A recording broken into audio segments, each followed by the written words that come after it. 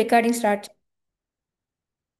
So ఇందులో ఏంటంటే మనకి 1 నుంచి 9 శ్లోకాల్లో ఎప్పుడైతే స్వయంభూ మనువు చెప్తాడో అది విని తూచా తప్పకుండా ఇతను ధ్రువుడు యుద్ధం మానేయడము, దానికి ఎంతో మెచ్చి కుబేరుడు రావడము, ఆయన వచ్చి నువ్వు చేసిన తప్పేమీ లేదు, ఇది అంతా కూడా భగవంతుడి యొక్క కాల ప్రభావం వలన జననమరణాలు అనేవి జరుగుతూ ఉంటాయి అని చెప్పడము. ఆ తర్వాత ఆ, ఇంకా మనకి ఈ దేహ భావన అనేది ఉండకూడదు అని ఒకటి చెప్పడము. మనకి భగవంతుడే ముఖ్యం, ఆయన సేవ చేసుకోవడం చాలా ముఖ్యం అనేసి ఈ 3 విషయాల గురించి చెప్పి నీకు వరం ఇవ్వాలనుకుంటున్నాను, నీకు మెచ్చి ఏం కావాలో కోరుకో అంటే దానికి ధ్రువుడు ఏం కోరుకుంటాడు? నాకు విశ్వాసం ఎంతో ఎక్కువైన భగవంతుడి మీద విశ్వాసము, నిరంతరం భగవంతుని స్మృతి చేసుకోగలిగే అవకాశం, అంటే భక్తిలో ఎటువంటి ఆటంకాలు లేకుండా ముందుకు వెళ్ళగలిగేలాగా అని కోరుకుంటాడనమాట. యాక్చువల్గా చూడాలి అంటే కుబేరుడు ఇచ్చే అంత స్టేజ్లో లేడు, కానీ కూడా మనం ఏదైనా ఎవరికైనా కూడా ఒక బాధ కలిగించిన అది మన భక్తిలోకి ఆటంకం కలగకుండా ఉండడానికి అతను నువ్వు ఏమీ చెయ్యలేదు అని ఆనందింపజేయడానికి ధ్రువుడిని సరే అని చెప్పేసి వెళ్ళిపోతాడనమాట. ఆ తర్వాత వచ్చేసి మనకి 10 నుంచి 16 శ్లోకాల వరకు కూడా ఏ విధంగా ధ్రువుడు పరిపాలించాడు అనేది మనం చూసాము. ధ్రువుడు ఏ విధంగా ఒక కన్న తండ్రిలాగా ఎవరిని ఏ విధంగా చూసుకోవాలో ఆ విధంగా చూసుకుంటూ, బ్రాహ్మణులకేమో వాళ్ళకి దానాలు అవి చేసుకుంటూ వాళ్ళకి కావాల్సినవి అందిస్తూ, యజ్ఞాలు చేసుకుంటూ భగవంతుడి తృప్తి కలిగించే పనులు చేస్తూ ఒక కన్న తండ్రి ఏ విధంగా చూసుకుంటాడో ఆ విధంగా పరిపాలించుకున్నాడు అనమాట. సో ఎప్పుడైతే ఈ విధంగా పరిపాలించాడో ఆ తర్వాత మనకి 17 నుంచి 35 శ్లోకాల వరకు కూడా ఇంకా అలా చేస్తూ చేస్తూ ఉండగా అతనికి ఇంకా కొన్ని రోజులకి ఆయనకి అక్కడ ఉండబుద్ధి వేయలేదన్నమాట. ఇంకా ఎన్ని రోజులు ఇలాగే ఉంటాను అని 36,000 సంవత్సరాలు రాజ్యాన్ని పరిపాలించి కొడుకు ఎప్పుడైతే ప్రయోజకుడు అయ్యాడో, దాన్ని తీసుకోగలిగే శక్తి వచ్చిందో అప్పుడు అతనికి అప్పచెప్పి ఇతను అరణ్యాలకు వెళ్ళిపోయాడు అనమాట. అంటే ఒక భక్తుడు అనేవాడు ఎంత చేసినా తృప్తి ఉండదు అనేది ఒక నిదర్శనం ఇది. అక్కడ ఉన్న అన్ని భక్తికి సంబంధించిన పనులే చేస్తున్నారు, కానీ కూడా ఇంకా ఎక్కువ చేయాలి అనేసి ఇదంతా కూడా వదిలేసి అతను బద్రికాశ్రమం వెళ్తాడనమాట ధ్రువుడు. సో అక్కడికి వెళ్ళిన తర్వాత సాధువులతో అందరితోటి సత్సంగంలో ఉండడము, ఇంద్రియాలని ఏ విధంగా కంట్రోల్ చేసుకున్నాడు?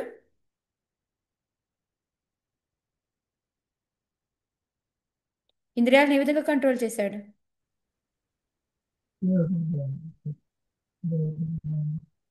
ప్రాణాయామం, ప్రత్యాహారం అవి చేసి ఇంద్రియాలని కంట్రోల్ చేసుకున్నాడు. స్నానము అవి చేసి మామూలుగా ఇది చేసుకున్నాడు. ఇంద్రియాలని కంట్రోల్ వచ్చేసి ఆ విధంగా మనస్సును ఎప్పుడు కంట్రోల్ చేసుకున్నాడు అంటే ధారణ, ధ్యాన, సమాధిలో మనస్సును కంట్రోల్ చేసుకొని ఏ అయితే అర్చా విగ్రహం ఉందో దాని మీదే ధ్యానం పెట్టి ఆయన పూర్తిగా చేశాడు. సో అది చేయడం వల్ల ఏమి ప్రతిఫలం వచ్చింది అంటే అతనికి వెంటనే అష్టసాత్విక భావాలు అనేవి బయటకు వచ్చాయి. అంటే అది ఎప్పుడు వస్తుంది అంటే మనం ఎప్పుడైతే విశుద్ధ భక్తులం అవుతామో అప్పుడు మాత్రమే ఆ ఫీలింగ్స్ అనేవి మనకు వస్తూ ఉంటాయి అన్నమాట. మనం యాక్షన్ చేసినట్టు చేసినా అది కరెక్ట్ కాదు అని చెప్పేసి మనం నేర్చుకున్నాం అనమాట. ఆ తర్వాత ఏమైంది? అతనికి ఆకాశంలో నుంచి అన్ని వైపుల నుంచి కూడాను ఒక పెద్ద లైటింగ్ తోటి ఆ కాంతివంతంగా ఒక గృహం లాంటి విమానం రావడాన్ని చూశాడనమాట. దానిలో నుంచి 2 మనుషులు దిగారు. ఆ మనుషులు ఎలా ఉన్నారు అంటే ఇంచుమించుగా విష్ణువులాగే ఉన్నారు. కానీ మనకు చెప్పుకున్నాం డిఫరెన్స్ ఏంటంటే శ్రీవత్సాంకం, కౌస్తుభం రెండు వాళ్ళకు విష్ణువుకు ఉంటాయి, మిగతా వాళ్ళ వైకుంఠ లోకంలో ఉన్న వాళ్ళకి ఉండవన్నమాట. అదే ఒక్కటే, మిగతా అంతా కూడా ఒకే రకంగా చూడటానికి నారాయణేనా అన్నట్టే ఉంటారనమాట వాళ్ళు. సో వాళ్ళిద్దరిని చూసిన తర్వాత ఈయనకి ఏం చేయాలో అర్థం కాదు. ఎందుకంటారు? అప్పుడంటే 5 సంవత్సరాలు భగవంతుడిని చూశాడు, అప్పుడు ఏం చేయాలో తెలియలేదు. ఇప్పుడు 36,000 సంవత్సరాలు ఇన్నేళ్ల నుంచి భక్తి చేస్తున్నాడు, అయినా ఎందుకు తడబడ్డాడు అది? మాతాజీ సడన్ గా చూసేటప్పటికి మనకి ఏం చేయాలో అర్థం అవుతుంది మాతాజీ. ఇట్స్ షాక్ అన్నమాట. ఈవెన్ భగవంతుడు కనిపించిన అట్లానే ఉంటుంది కదా. ఓకే, నేను అలా షాక్. షాక్ సడన్ గా ఓకే ఓకే, వచ్చేటప్పటికి ఇంకా ఏం ఇంకా చేయాలి. ఎవరైనా చెప్తారా? హరే కృష్ణ. మనకి దివ్యమైన చక్షాలంట అది అది లేదు కదా మాతాజీ, అట్లా అందువల్ల చూడలేమేమో. అక్కడ కనపడలేదా? ఆయన కనపడుతుంది. 36,000 సంవత్సరాల నుంచి భక్తి చేస్తూ ఉన్నాడు, అయినా సరే ఎందుకు ఆయన టెన్షన్ పడ్డాడు అక్కడ? ఆ టెన్షన్ ఎందుకు వచ్చింది అసలు అతనికి? మాతాజీ ఈవెన్ మన గురు మహారాజ్ వచ్చినా సరే మనకి ఒక్కొక్కసారి అలా అవుతుంటుంది కదా మాతాజీ. అదే ఎందుకు అవుతుంది? అదే ఎందుకు అవుతుంది మనకి అది? బికాస్ వాళ్ళు చాలా అంటే ఎలివేటెడ్ సోల్స్ అనా అంటే భగవంతుడి నుంచి వచ్చారనా ఏంటో మాధురి. నేను ఓకే అనుకున్నా మాధురి, నాకు తెలియదు, మీరు ఓకే చెప్పండి. ఆ భక్తి ఉద్వేగంలో వాళ్ళకి అలా అనిపించుంటుంది మాతాజీ. భక్తి ఉద్వేగంలో. ఓకే, ఇంకా ఓకే, ఒక చిన్న ఎగ్జాంపుల్ చెప్తాను. ఇప్పుడు ఆ, రేవతి గోపి మాతాజీ వెళ్ళారు. మొన్న సడన్గా మాతాజీని చూశారు, వైకుంఠేశ్వరి మాతాజీ. సో మాతాజీ ఫీలింగ్ ఏంటి మాతాజీ మీది? చాలా హ్యాపీగా ఫీల్ అయినా మాతాజీ. నేను మీకు ఎప్పుడు లెటర్ ఆనందము లేదా మీరు? ఒకలాంటి ఆనందం వచ్చింది. నన్ను మేము ఏమేమో వచ్చి ఏం చెయ్యాలి అని. రాలేదా మీకు? ఆ, ఆ మీకేం మాతాజీ. టెన్షన్ రాలేదా? ఆ, మీకేం టెన్షన్ రాలేదా మాతాజీని చూసిన తర్వాత? ఆనందం వచ్చింది. టెన్షన్ అంటే ఏదో చెయ్యాలా అని వచ్చింది, కానీ నాకు సేవలు ఉన్న మాతాజీని ఇంటికి తీసుకెళ్లి మంచిగా అన్ని ప్రసాదాలు అవన్నీ చేయాలని ఉండే, కానీ మాతాజీ రాలేకపోతున్నానమ్మా, నాకు పని ఉంది అట్లా అన్నారు. ఇంకా ఏమేమో చేయాలనుకో, అటు ఇటు పరిగెత్తాను. మళ్ళీ గోవిందాకి అది వెళ్తే ఆ టిఫిన్ తింటా పరిగెత్తిన అంటే దాన్ని టిఫిన్ లేదు. తప్పాటు అసలు టెన్షన్ అంటారా లేదా మరి దాన్ని? నాకు టెన్షనే టెన్షన్ లేదు. ఉంది మాతాజీ, టెన్షన్ ఉంది మాతాజీ, ఎందుకు టెన్షన్ మాతాజీ అలా ఉంది. పరిగెత్తి హడావుడికి ఏం చేయాలి ఏం చేయాలని ఎందుకు అనుకున్నారు? అంటే మేము ప్రతిరోజు భాగవతం విని మాతాజీతో అంత అటాచ్మెంట్ అయ్యాం కదా మాతాజీ, అది ఒక ప్రేమ లాంటిది అనిపించింది నాకు సడన్ గా చూసేటప్పటికి. ఓకే, అంతా వచ్చారు, క్లోజ్కి వస్తున్నారు. ఎందుకు అంటే గ్రాటిట్యూడ్. మాతాజీ మీరే చెప్పండి మాతాజీకి సస్పెన్స్ అర్థం అవటం లేదు. ఎందుకు అంటే ఇప్పుడు మనం వాళ్ళ విలువ మనకి తెలుసు, ప్రేమ ఉంది తెలుసు. బట్ కానీ ఏంటంటే అవును మాతాజీ. మనము సరైన గౌరవం ఇస్తున్నామా, మనం సరిగ్గా మర్యాద చేస్తున్నామా అనే ఆ టెన్షన్లో మనకి ఆ, ఏం చేయాలనేది ఆతురత వస్తుంది. ఇప్పుడు అటు ఇటు అవును ఎందుకు మాతాజీ. పరిగెత్తింది వైకుంఠేశ్వరి మాతాజీ? ఎందుకంటే నేను ఇచ్చేయాలా అచ్చేయాలా, నేను ప్రాపర్గా చేస్తున్నానా లేదా, అది అంటే మనకి లేదు అని కాదు, ఉంటుంది.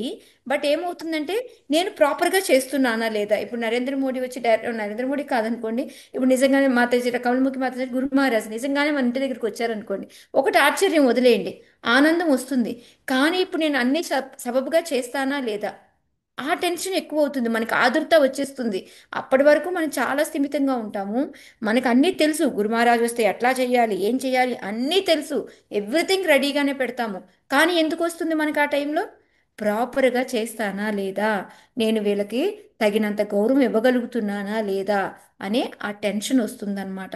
అది అంతేగాని అది వయసు నిమిత్తం కాదు, లేకపోతే మనకి ఎక్స్పీరియన్స్ లేక కాదు, ఇవన్నీ కాదు. ఎందుకంటే ఆ ప్రేమతో కూడిన ఏమంటారు భక్తి అనే దాంతో ఇంత పెద్దవాళ్ళని నేను ప్రాపర్గా ట్రీట్ చేయగలుగునా లేదా అనేదన్నమాట. ఓకే, సో నిన్న డిస్కషన్ పెట్టలేదు నేను, సో ఇవాళ డిస్కషన్ పెట్టాను మీకు. ఓకే, సో అందుకని ఆయన తడబడ్డాడు.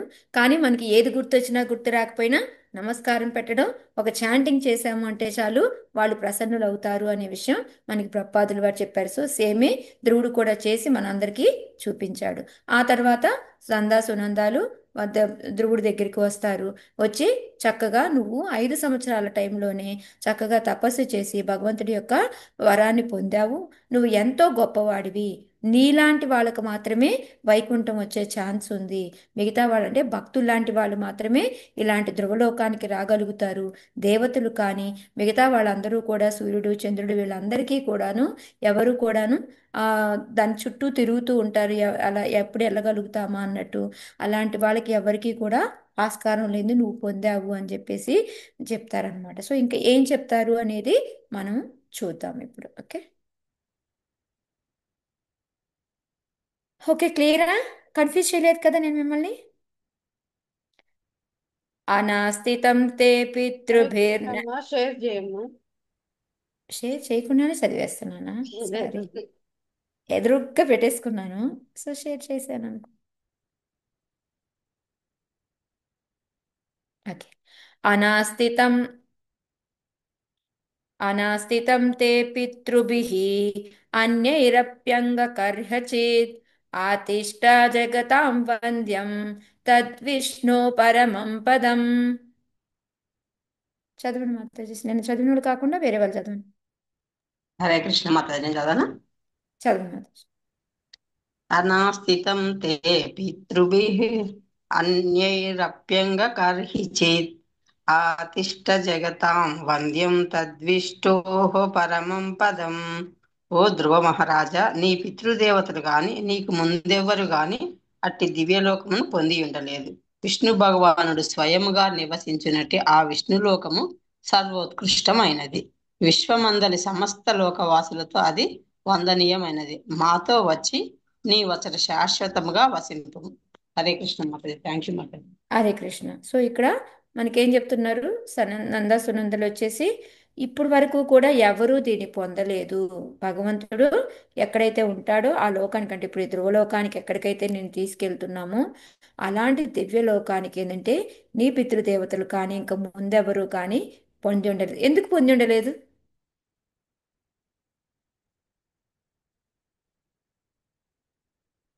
హరే కృష్ణ. మాతాజీ వాళ్ళకు తినోదకాలు అందించే వాళ్ళు లేక అట్లా కూడా అంటారు కదా మాతాజీ. ఇక్కడ నీ పితృదేవతలు మాతాజీ, మన అని కాదు. ఆహా. అంటే ఇప్పుడు ధ్రువుడికి చెప్తున్నారు వాళ్ళు. నీ పితృదేవతలు అంటే ఎవరు? స్వయంభూ మనువు కానీ బ్రహ్మ కానీ ఇలా వీళ్ళెవ్వరూ కూడా ఈ దివ్యలోకాన్ని పొంది ఉండలేదు అని చెప్తున్నారు. ఈయనలాగా వాళ్ళు వాళ్ళంతా తపస్సు చేయలేరు కదా అంటే మాతాజీ. ఈయనంత భక్తుడు కాదు ఈయనంత భక్తులు కారు వాళ్ళు. ఈయనంత భక్తులు కాదు. అసలు మెయిన్ ఈయన తపస్సు చేసింది ఏంటి? ఏమని తపస్సు చేశాడు? రాజ్యం తండ్రి కోసం రాజ్యం వచ్చిన తపస్సు. రాజ్యం కావాలని. కావాలట రాజ్యం. అంతేనా? తాతగారి లోకం కంటే గొప్ప లోకం తల్లి కావాలి. ప్రేమ. యా, తాతగారి కన్నా గొప్ప లోకం కావాలి అన్నాడు. సో అది ఎక్కడ దొరుకుతుంది? తాతగారి కన్నా గొప్ప లోకం అంటే మనకి ఎక్కడ చూసామంటే బ్రహ్మలోకమే హైయెస్ట్ యాక్చువల్గా. సో దానికన్నా గొప్పది అంటే భగవంతుడు ఉండే లోకమే. అందుకని అది అక్కడ అతను పొందగలిగాడు అనమాట. మిగతా వాళ్ళు ఎందుకు పొందలేదు అంటే ఈ బ్రహ్మ వీళ్ళందరూ కూడా ఏంటంటే దేవతల కూడాను ఎక్కడి దాకా వెళ్ళి రాగలరు? ఓన్లీ బ్రహ్మలోకం దాకానే వాళ్ళు వెళ్ళి రాగలరు అనమాట. దానికి మించి ఇంకా ఎక్కువ ఎక్కడికి కూడా వాళ్ళు వెళ్ళలేరు. అందుకని ఎవ్వరూ కూడా ఇంతవరకు రాలేదు, నీకే అవకాశం వచ్చింది అని చెప్పేసి చెప్తూ ఉన్నారనమాట. ఎందుకంటే ఆయన తపస్సు చేసి ఆ వరాన్ని పొందాడు కాబట్టి ఇప్పుడు ఆయన వెంటనే అక్కడికి వెళ్ళగలుగుతున్నాడు అనమాట. ఇంకా ఏంటి అంటే అందరూ కూడా లోకంలో ఉండే విశ్వంలో ఉండే వాళ్ళందరికీ కూడా అది వందనీయమైంది. ఎవరి కాళ్ళకి వెళ్ళాలని ఉంటుంది, బట్ దానికి వెళ్ళాలి అంటే కొంచెం కష్టం. అంటే భక్తితోనే వెళ్ళగలం, ఎవరు పడితే వాళ్ళు అక్కడికి వెళ్ళలేరు అనేది చెప్తూ ఉన్నారు. ఇంకా ఏంటి అంటే అక్కడికి వచ్చిన తర్వాత నువ్వు శాశ్వతంగా వసింపు, అంటే మళ్ళీ తిరిగి వెనక్కి రావాలి అనే భయం లేదు నీకు. సో దీని ద్వారా మనకేం తెలుస్తుంది? మనం ఒక్కసారి ఎంటర్ అయ్యామంటే భగవంతుడి దగ్గరికి వెనక్కి వచ్చే అవసరం ఉండదు. ఎప్పుడైనా కావాలి అనుకుంటే భగవంతుడు తెచ్చుకుంటాడు, మళ్ళీ తీసుకెళ్ళిపోతాడు అనమాట. ఆ బాధ్యత అంతా ఆయన వహిస్తాడు, మనకేం అక్కర్లేదన్నమాట. అది ఇక్కడ మెయిన్గా మనకి చెప్పడం. ఓకేనా? సో ఇక్కడ అదే ప్రపాదుల వారు రాస్తున్నారు అనమాట. ధ్రువుడు తపస్సు చేసి ఆ వరాన్ని పొందున్నాడు. సో అందుకని ఆయన బ్రహ్మలోకం వెళ్ళట్లేదు, డైరెక్ట్గా భగవంతుడి దగ్గరికి వెళ్తున్నారు. అందుకే పితృదేవతలు కానీ ఇంతకుముందు ఎవరు వెళ్ళలేదు అని విష్ణు పార్షదులు చెప్తూ ఉన్నారనమాట. సో ఇక్కడ మెయిన్గా ప్రపాదుల వారు మనకి ఏం చెప్పాలి అనుకుంటున్నారు అంటే ఎప్పుడైనా కానీ మనం భగవంతుడి దగ్గరికి వెళ్ళాలి అంటే మిగతా దేని ద్వారా వెళ్ళలేము. అంటే కామ్యకర్మ చేసో, కర్మకాండ చేసో, లేకపోతే జ్ఞానయోగం చేసో, అష్టాంగ యోగం చేసో ఈ విధంగా ఎవరు వెళ్ళలేరు. ఎవరు వెళ్ళగలరు అంటే ఓన్లీ విశుద్ధ భక్తుడు ఒక్కడు మాత్రమే వెళ్ళగలుగుతాడు అని చెప్పేసి మనకి చెప్తూ ఉన్నారనమాట. సో మనకి భగవద్గీతలో చెప్పినట్టు యాక్చువల్గా హయ్యెస్ట్ పొజిషన్ భౌతిక లోకంలో ఏంటి అంటే బ్రహ్మలోకం అనమాట. కానీ ఆ బ్రహ్మలోకం కూడా శాశ్వతమా? ఏం శ్లోకం ఉంది మనకి? బ్రహ్మ పూర్ణాలోక ఆ బ్రహ్మ పునరావర్తినోర్జున. పూర్ణాలోక పునరావర్తిన అర్జున. మన పాప పుణ్యం ఎప్పుడైపోతుందో మళ్ళీ మనం తిరిగి రావాల్సిందే అన్నమాట. ఎవరైతే భగవంతుడి ధామంకి వెళ్తారో వాళ్ళు మాత్రమే తిరిగి రాగలరు అన్నమాట. అది ఇక్కడ మనకి ప్రపాదులు వారు చెప్తూ ఉన్నారు అనమాట. 8 భగవద్గీతలో 8. అదే భగవంతుడి యొక్క స్థానం ఎలా ఉంటుంది మనకి? శాశ్వతమైనది. శాశ్వతమైంది. అది ఎక్కడొచ్చింది మనకి? 15.6 శ్లోక. ఏంటిది అది? శశాంకో న పావక యద్గత్వా నివర్తంతే తద్ధామ పరమం మమ. ఓకే, స్టార్టింగ్ లైన్ ఏంటి? 15.6. న శశాంకో న పావక యద్గత్వా. ఏ స్టార్టింగ్ లైన్ మర్చిపోయా. మాతది నేను మర్చిపోయి నేను ఆలోచిస్తున్నాను.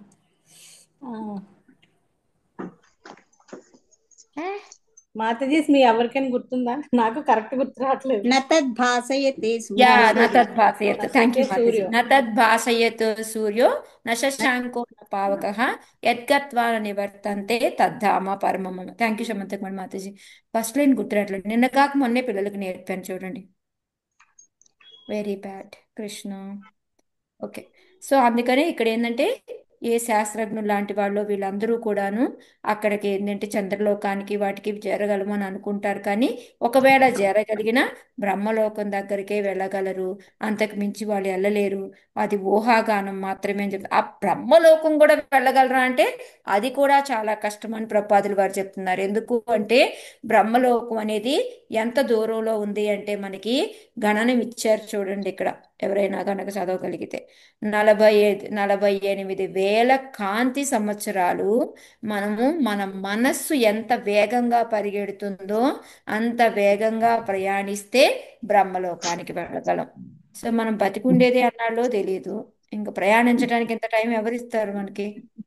ఓకే, సో అందుకని ఈ చెప్పండి. ఏం లే మాతాజీ, నవ్వు వస్తుంది నాకు నవ్వు ఇన్ని వస్తుంది కదా, యా. సంవత్సరాలు. అందుకని ఇవన్నీ మనకు అక్కర్లేదు. మనం భక్తి యోగం చేసుకొని చక్కగా భగవంతుడికి ప్రే చేసుకుంటూ ప్రసాదం తింటూ భక్తుల సాంసక్యంలో ఉండి చాంటింగ్ చేసుకుంటూ ఉంటే మనకి గ్యారంటీగా ఒక రోజు వస్తుంది. ఆ రోజు మనం భగవంతుడి దగ్గరికి వెళ్తాము.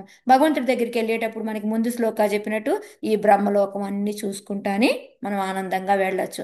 దానికోసం మనం వేరేగా ప్రయాసపడి ఇన్ని సంవత్సరాలు మనసు కన్నా వేగంగా పరిగెట్టడం అంటే దాన్ని ఇంకా ఎవడు కనిపెట్టను కూడా కనిపెట్టలేదు. మనసు కన్నా వేగంగా వెళ్ళే ఏమైనా ఉన్నాయా? ఎవరన్నా ఇక్కడ కనిపెట్టారా లేవు ఈ మాతాజీ. లోకంలో? మాతాజీ, సో అది అవుతుంది. సో గ్రహాంతర అది యానం అనేది మనం భగవంతుడి దగ్గరికి వెళ్తే దారిలో ఆటోమేటిక్గా కనపడుతుంటాయి. ఎలా అయితే మనం ఒక ఊరు వెళ్దాం అనుకుంటాం, ఆ ఊరికి వెళ్ళేటప్పుడు దారిలో మన స్టేషన్లో వెళ్తూ ఉంటే ఎన్నో ఊర్లు చూస్తూ ఉంటాం. ఆ యాదృచ్ఛికంగా మనం ఎలా చూస్తూ ఉంటామో అలా వీటిని కూడా చూసుకుంటూ వెళ్ళిపోతాం. దానికి వేరే ప్రయాస అనేది అవసరం లేదు. ఇదంతా కూడాను ప్రపాదుల వారు మనకి గ్రహాంతర సులభయానం అని ఒక చిన్న బుక్ ఉంది. ఆ బుక్లో మొత్తం కూడా ఎక్స్ప్లెయిన్ చేసింది అనమాట. ఓకే, చెప్పండి. చదివాం మాతాజీ మొన్ననే, ఇప్పుడు పునరావృత్తి చదువుతున్నాం. దానికి దీనికి బాగుంది అది. రిలేషన్ దాని తర్వాత పునరావృత్తి అంతే. అదే అదే అంటున్నా, అది చదివి ఇది చదివాము, ఇప్పుడు ఇది వింటున్నాము, అన్ని ఒకటే రకంగా సేమ్, క్లుప్తంగా అర్థం. ఏముండదు మాతాజీ, ఏది తిప్పినా మాతాజీ అన్నీ వస్తాయి. పునరావృత్తి ఏంటి మాతాజీ? నాకు అర్థం అవ్వలేదు. నెక్స్ట్ బర్త్ ఏమంటారు?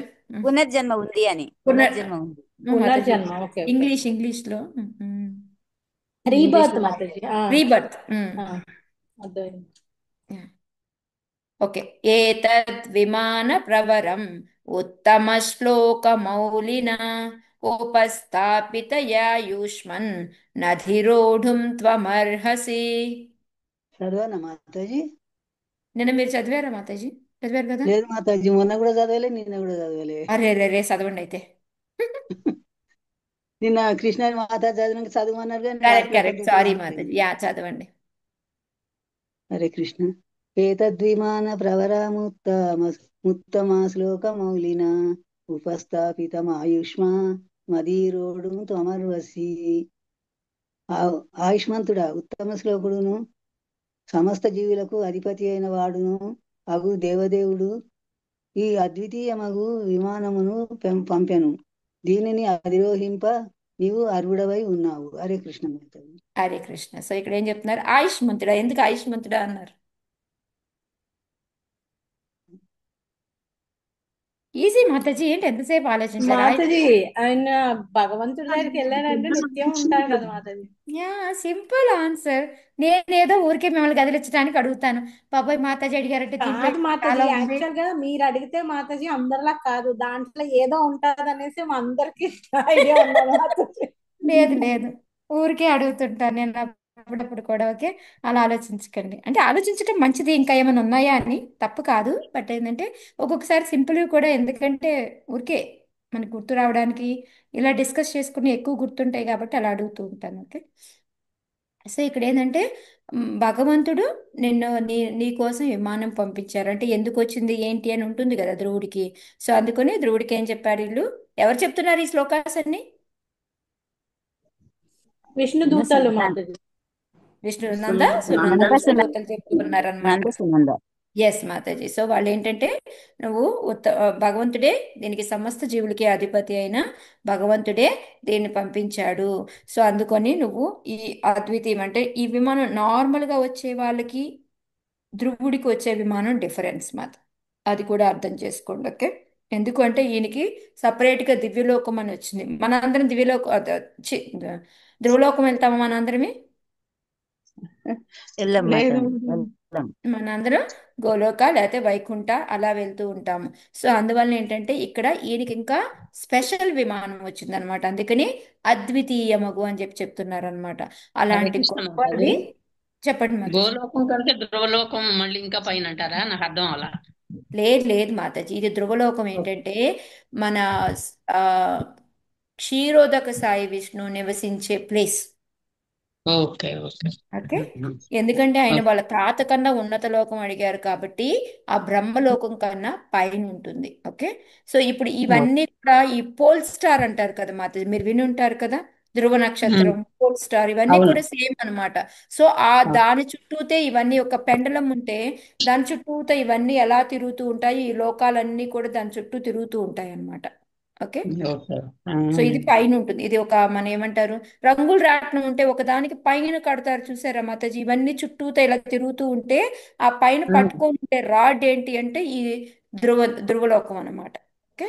ఓకే ఓకే యా, బట్ దీని తర్వాతే మాతాజీ మనకి ఏమంటారు, వైకుంఠం వచ్చిన ఇవన్నీ కూడా. Okay. Okay okay thank you. అందుకని ఇక్కడ ఏంటంటే ఆ విమానం డిఫరెంట్ అని చెప్పి చెప్తున్నారు. అది అది ఎక్కడానికి నీకు అర్హత ఉంది, ఎందుకంటే నువ్వే కరెక్ట్ పర్సన్వి అని చెప్పేసి వాళ్ళు చెప్తూ ఉన్నారు అనమాట. అయితే ఇక్కడ మనకి ప్రపాదుల వారు ఏంటంటే దీంట్లో మనం మనం ట్రావెల్ చేస్తూ వెళ్ళగలమా అంటే మనకి ఈ జ్యోతిష శాస్త్రం ప్రకారం మనం ఇలా చూసుకుంటే కనుక ఈ ధ్రువ నక్షత్రంతో పాటు శిశుమార అనే ఇంకో నక్షత్రం కూడా ఉంటుంది అని చెప్పి చెప్తున్నారు. ఒక్కొక్కసారి రెండు సేమ్ అని చెప్తుంటారు, ఒక్కొక్క చోట ఏంటంటే కొంచెం డిఫరెన్స్ ఉంది అని చెప్తుంటారు. సో మనకి సేమ్ అనుకొని మనం వెళ్దాము. సో ఇక్కడ ఏంటంటే ఎప్పుడు కూడా విష్ణు ఉంటాడనమాట. ఈ ధ్రువ లోకంలో కానీ ఈ శిశుమార అన్నా కానీ ఈ రెండింటి దగ్గర కూడా ఏంటంటే ఎప్పుడు కూడా క్షీరోదక సాయి విష్ణు నివసిస్తూ ఉంటాడనమాట. దీనికి ఎవరైనా వెళ్ళగలరా అంటే ఓన్లీ వైష్ణవులు తప్ప ఇంకెవ్వరూ వెళ్ళలేరు అని చెప్పి చెప్తున్నారు. అంటే వైష్ణవులు ఉండడానికి వెళ్తారా అంటే ఒక్కొక్కసారి కొంచెం మాట్లాడడానికి దానికి కూడా వెళ్ళొచ్చు, లేదా కొంతమంది ధ్రువుడితో ఉందాము అనుకొని వెళ్ళొచ్చు, లేదా కొంతమంది క్షీరోదక సాయి విష్ణు దగ్గరే ఉందాము అని వెళ్ళొచ్చు అనమాట. సో ఆ విధంగా ఓన్లీ వైష్ణవ్ మాతాజీ వైష్ణవులు వైకుంఠానికి కూడా వెళ్తారు కదా మాతాజీ? వెళ్తారు మాతాజీ, వెళ్తారు. అంటే వెళ్ళేటప్పుడు కావాలంటే వాళ్ళు మాత్రమే వెళ్ళగలరు. అంటే మనం చెప్పేది ఏంటంటే కర్మకాండ ద్వారా, కర్మయోగ ద్వారా, జ్ఞానయోగ ద్వారా, అష్టాంగ యోగ ద్వారా, వీటి ద్వారా మనం వెళ్దాము అనుకుంటే మనకి అవ్వదు అని మెయిన్గా చెప్పడం అనమాట. ఓకే. ఇది భక్తులకి మాత్రమే కుదురుతుంది అని ప్రపాదులు వారు చెప్పడానికి ఇదంతా రాస్తున్నారు. ఓకే. సో అందుకనే ధ్రువుడు ఏంటంటే మహాభక్తుడు కాబట్టి ఆయన కోసం ప్రత్యేకంగా విమానం వచ్చింది అని చెప్పేసి వాళ్ళు చెప్పారనమాట. సో రెండో పారాగ్రాఫ్లో ఏంటి అంటే మన ఈ వైకుంఠ లోకానికి వెళ్ళే విమానాలు ఏంటంటే యాంత్రికంగా తయారు చేయబడతాయా అంటే అలా ఏమీ ఉండదు, వాటికి డిఫరెన్స్ అనేది ఉంటుంది అని చెప్పి చెప్తున్నారు అనమాట. అవి మూడు పద్ధతులుగా ఉంటాయి, మూడు విధానాలు ఉన్నాయి. వాటిలో ఏంటంటే కపోత వాయువు అంటారు. అంటే ఏంటంటే అంటే నౌకలాగా ఉంటుంది అనమాట. ఆ నౌకలాగా ఉండి మనల్ని తీసుకెళ్తూ ఉంటారు. రెండోది ఏంటి అంటే కపోత అంటే పక్షిలాగా అన్నమాట, పావురం లాగా ఉంటుంది అనమాట. అలాగా పావురంతో మనం పైకి వెళ్తూ ఉంటాం అనమాట. మూడో విధానం ఏంటంటే సూక్ష్మమైంది, మనకు కనపడుతుంది, ఆకాశ పతనం అంటారు. అంటే ఏంటంటే మన మనస్సు ద్వారా, మనస్సు ఏ విధంగా అయితే మనోవేగంతో ఎక్కడ పడితే అక్కడికి వెళ్తుందో అలా కనపడకుండా వెళ్తూ ఉంటారు. దానికి ఎగ్జాంపుల్గా ఎలా ఏం చెప్పొచ్చు అంటే మనం ఇప్పుడు మనకి ప్రయాగ తీర్థలో చూడండి, మన అయినాయి కదా, ఏమంటారు దాన్ని, మొన్న అయింది, వెళ్ళొచ్చాను అయినా పేరు మర్చిపోయినా, కుంభమేళ కుంభమేళ. కుంభమేళ. కుంభమేళ. కుంభమేళాలో వాళ్ళు చూడండి, వాళ్ళందరూ వస్తారు, మనకి జస్ట్ వచ్చి మునగడం కనపడుతుంది, తర్వాత మళ్ళీ వాళ్ళు వెళ్ళడం కూడా కనపడదు, మాయమైపోతారు. ఎట్లా అయిపోతున్నారు వాళ్ళు? మాతాజీ వాళ్ళ ఆ పేర్లు మర్చిపోయాను మాతాజీ. మాతాజీ సాధువులు అది నాగసాధు.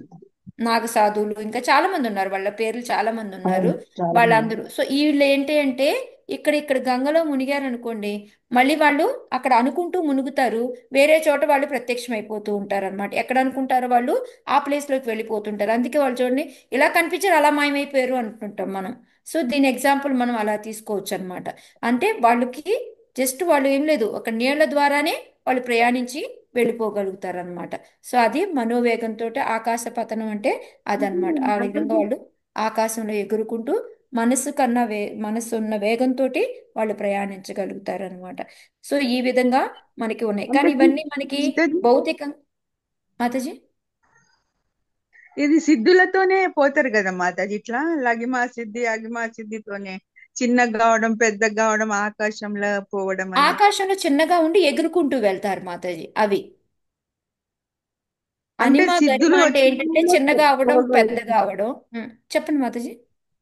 సిద్ధులు ఎస్ మాతాజీ, చేసి ఇది భగవంతుడి దగ్గరికి వెళ్ళడం కాదు, మనం ప్రయాణించడానికి. అంటే ఇప్పుడు చంద్రలోకం వెళ్తున్నాం ఇట్లా చెప్తున్నారు కదా, ఇలా ప్రయాణించడానికి 3 రకాల పద్ధతులు ఉన్నాయని మనకి ప్రభుపాదులు వారు చెప్తున్నారు. ఓకే, దాంతోనే వెళ్ళగలుగుతారు. యా మాతాజీ, ఈ విధంగా ఈ 3 రకాలతో మనం ప్రయాణించవచ్చు. ఇప్పుడు మనకి ఇచ్చిన ఈ విమానాలతో వెళ్ళగలమా అంటే అలా వెళ్ళలేమన్నమాట. కానీ ఈ ఆకాశపతనం అనేది కూడా భౌతికం. ఎందుకంటే ఇప్పుడు మరి సిద్ధులు వెళ్ళగలుగుతున్నారంటే అది భౌతికమైందే కదా, ఆధ్యాత్మికమైంది అది కాదు కాదు కాదు. అదనమాట ఇక్కడ అది ప్రభుపాదులు వారు భౌతికమైనది. చెప్పడం. సో ఇదేంటి అంటే వాళ్ళకి ఏంటంటే ఒక యాంత్రికంగా మనకి ఒక విమానం ఉందనో, ఇప్పుడు ఇందాక అనుకో కపోత అంటే ఒక పావురం లాగా కనిపించుకుంటూ వాళ్ళు ఎగురుకుంటూ వెళ్తారు. ఇంకోటి ఏంటి అంటే నౌకలాగా కనిపించుకుంటూ దాంట్లో ఎగురుకుంటూ వెళ్తారు. బట్ ఇదేంటంటే వీళ్ళు ఏమీ కనిపించరు. వాళ్ళు ఏంటంటే మీరు అన్నట్టు చాలా అతి చిన్నగా అయిపోతారు, మాయమై ఇంకో చోట తేలుతూ ఉంటారు అనమాట వాళ్ళు. సో దీన్ని ఆకాశపతనం అంటారు. కానీ ఇవన్నీ కూడా భౌతికమే అని ప్రపాదులు వారు చెప్తూ ఉన్నారనమాట. ఓకే, సో అక్కడే మనసు ఎచ్చటికైనా ఎగురునట్లు ఆకాశపతన విమానం మనోవేగంతో ఎగురగలదు.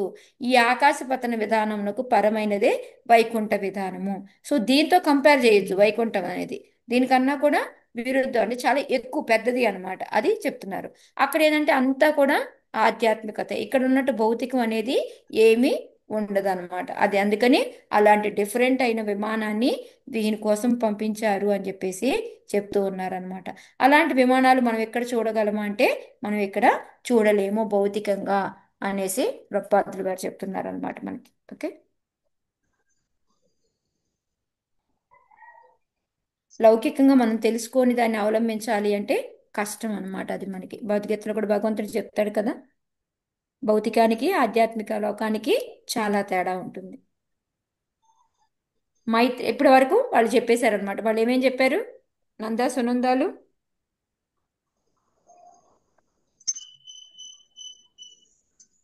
హరే కృష్ణ. భగవంతుడు నీ కోసం పంపించాడు, భగవంతుడు లోకానికి తీసుకెళ్తున్నాం, నీ పూర్వీకులు కూడా అక్కడికి వెళ్ళలేదు. తర్వాత ఈ విమానాల గురించి చెప్పారు మాతాజీ. 23 నుంచి 27 శ్లోకాల వరకు కూడా వాళ్ళు చెప్పింది ఏంటంటే నువ్వు చాలా అదృష్టవంతుడివి, 5 ఏళ్లలోనే నువ్వు ఇది పొందగలిగావు అని చెప్పేసి. మేమెందుకు వచ్చాము అంటే నిన్ను తీసుకెళ్ళడానికి వచ్చాము, మేమెవరమి అంటే భగవంతుడి యొక్క పార్షదులమి అని చెప్పారు. ఆ తర్వాత నువ్వు ఓన్లీ నీకు మాత్రమే అర్హత ఉంది ఇక్కడ ఉండడానికి అని చెప్పేసి, అది ధ్రువలోకం అనేది ఎంత గొప్పది అనేది కూడా చెప్పారు. మీ పెద్దలు కానీ దేవతలు కానీ ఎవరు కూడా వెళ్ళలేరు, సో నీకు అర్హత వచ్చింది, ఇక రావయ్యా ఎక్కి కూర్చోవయ్యా అని చెప్పేసి చెప్పారనమాట. సో ఇప్పుడు ఏం చేశారు అనేది మైత్రేయులు మళ్ళీ విదురుడికి చెప్తున్నారు, చూద్దాం. మైత్రేయ ఉవాచ నిశమ్య వైకుంఠ నియోజ ముఖ్యయోర్ మధచ్యుతం వాచ మురుక్రమ ప్రియ కృతాభిషేక కృత నిత్యమంగళో మునీన్ ప్రణమ్యాశిష మభ్యవాదయత్. నేను చదవనా మాతాజీ? హరే కృష్ణ మాతాజీ. చదవండి. మైత్రేయోవాచ నిశమ్య వైకుంఠ నిజయోజ్య ముఖ్యై రుదుచ్యుత్యం ముఖ్యయోర్ రుదుచ్యుత్యం వాయు మురుక్రమ ప్రియ కృతాభిషేక కృత నిత్య మంగళో మునీన్ ప్రణమ్యాశిష్య మభ్యవాదయత్. మైత్రేయ ముని ఇట్లు పలికెను, ధ్రువుడు భగవంతునికి పరమ ప్రియమైన వాడు. వైకుంఠ లోకమునకు చెందిన విష్ణు పార్షదులు తేనెలొలుకు మాటలు విని అతడు వెంటనే స్నానమాచరించి యుక్తమగు ఆ ఆభూషణములను ధరించి నిత్యారాధనమును నిర్వహించెను. పిమ్మట అతను అచ్చటనున్న మహారుషులకు వందనములీడి వారి ఆశీర్వచనములను పొందెను. హరే కృష్ణ. హరే కృష్ణ. ఇప్పుడు ఎవరైనా మనల్ని వచ్చి ఒక ఫ్లైట్ ఎక్కమన్నారు అనుకోండి, ఓకే మేము ఆ భగవంతుడి దగ్గరికి తీసుకెళ్తున్నాం అన్నారు అనుకోండి, మనం ఏం చేస్తాం మాతాజీ? వెంటనే నేనైతే ఎక్కేస్తాం. హడావుడిగా వెళ్ళిపోతాను మాతాజీ. మనం హడావుడిగా హడావుడి వెళ్ళి ధ్రువుడు ఏం చేస్తున్నాడు? భగవంతుడికి దీపం అది పెట్టి వెళ్తున్నాడు. విధి నిర్వహణ ఎలా ఉంటుందో అంతా నిర్వహిస్తుంది. ధరించి ఆయన ఆభరణాలు ధరించి చేసే డైలీ కార్యక్రమం ఏముందో దాన్ని నమస్కారం ఫినిష్ చేస్తాం. చేసి మనం మాట్లాడితే ఏం చెప్తూ ఉంటాం? అమ్మ మాతాజీ మాకు ఏదో కార్యక్రమం ఉంది అందుకని వెళ్తున్నాము. ఎంత పెద్ద కార్యక్రమం ఇక్కడ, భగవంతుడే పిలిచాడు, అయినా సరే ఏమన్నాడు ఈయన? నా విధి నిర్వహణ చేసుకొని వస్తున్నాను నిత్య అని చెప్పి కర్మలు చేసి స్నానం ఎందుకు చేశాడంటారు? అంటే అది పవిత్రమైంది కదా.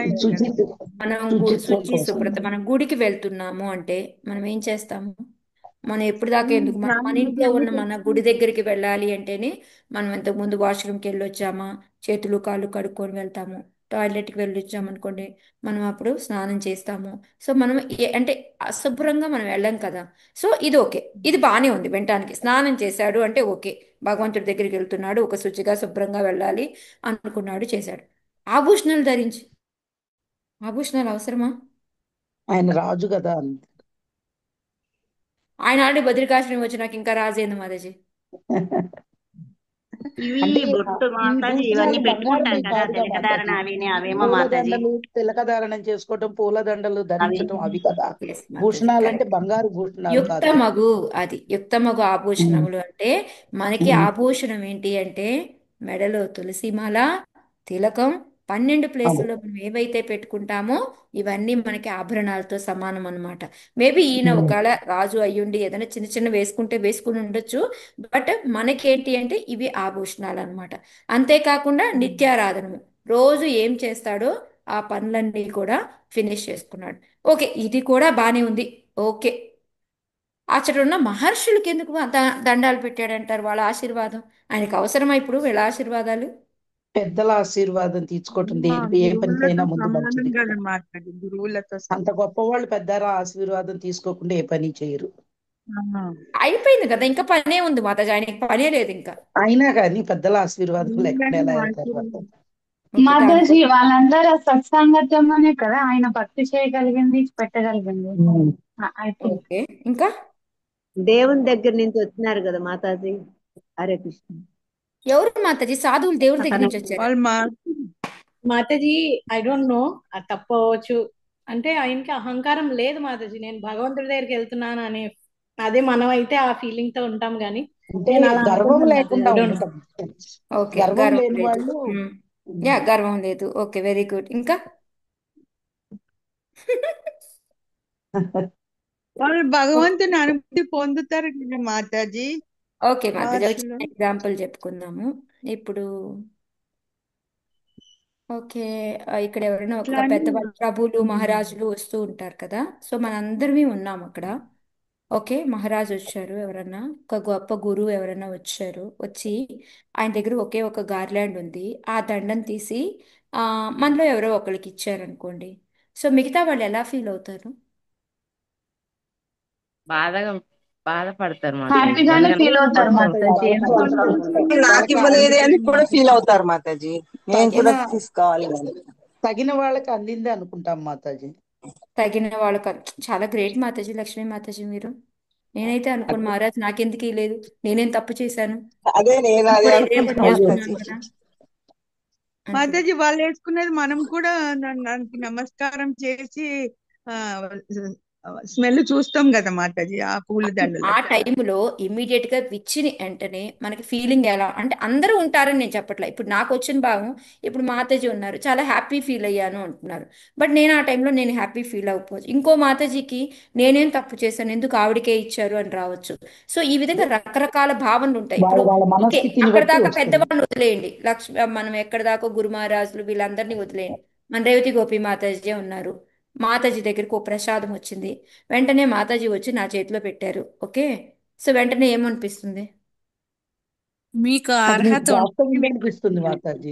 సునీత మాతాజీ మీకు మీరందరూ ప్రాప్తం ఉంది చాలా కాబట్టి గ్రేట్ మీ దగ్గరకు మాతాజీ. వచ్చి నేనైతే చాలా దిగువనున్నాను, మాతాజీ అర్హత అనిపించదు మాతాజీ. నాకు కూడా అంత అయ్యే నాకెందుకు ఇవ్వలేదు మాతాజీ అని అనిపిస్తుంది. మాతాజీ ఏంటి రసరానికి ఇచ్చారు, అంటే దామోదరి కృష్ణ అంటే నేను రసరాణి కన్నా ముందు నుంచి నేను పరిచయం, నాకు ఇవ్వలేదేంటి మాతాజీ, మీకు నేనేం ప్రాప్తం తక్కువ ఉంటుంది మాతాజీ మాతాజీ. ఏమి ఎక్కువ అనేసి. ఇంతకు సో ముందు ఆ అయితే అనుకునే వాళ్ళం మాతాజీ, అలా ఇప్పుడు అనుకోలేము.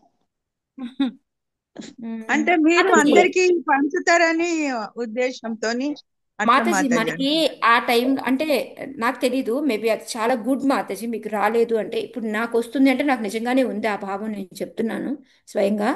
సో ఎందుకు వస్తుంది అంటే అది భగవంతుడికి సంబంధించిన విషయం కదా మాతాజీ. సో ఆటోమేటిక్గా నాకు కూడా వస్తే బాగుండు, నేను కూడా చేస్తే బాగుండు అనుకోవడంలో అది నేనేమి తప్పు అని అనుకోను.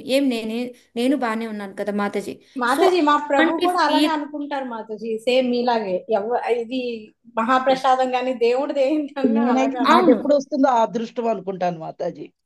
వెరీ గుడ్ మాతాజీ, అది నేను తప్పు అనట్లేదు. బట్ ఏంటంటే ఇప్పుడు నాకు వచ్చిన ఈ భావం లాంటిది మేబీ కొంతమందికి రావచ్చు.